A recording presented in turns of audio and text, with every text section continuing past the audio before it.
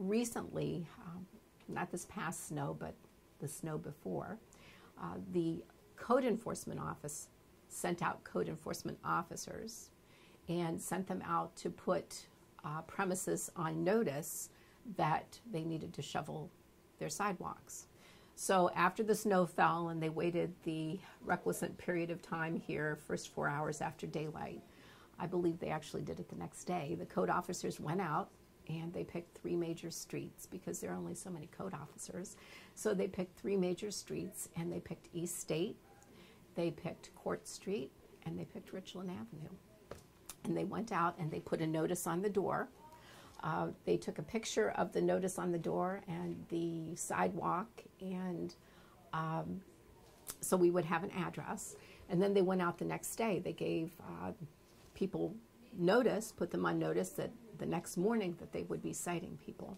And they did that the next morning. They went out, and of all the 35 that they put a notice on, there were only 2 that hadn't shoveled their sidewalk. And so they received a summons into court because this section actually makes it a criminal offense. So it's a minor misdemeanor. And then if you look at section 91299, it says any person in violation of this section shall be deemed guilty of a minor misdemeanor and fined not more than $100 per day. So of the 35 that they put the notices on, they cited 2 people. So they prepared a criminal complaint, filed it in court. Those people received a summons to come into court, and both of those were property owners. So that's been another requirement, that when they bring the case to us, that they have to give us the name of the property owner. So they have to bring the property card. So the way that the code office has been interpreting this is that it's the owner's responsibility. Although this does say the occupant or person having care of any building.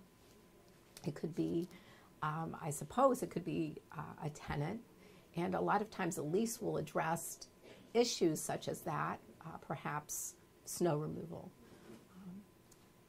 But they enforced it 2 times this year against an owner. One, oh, and I'm sorry, but one was a rental unit and the other was a business.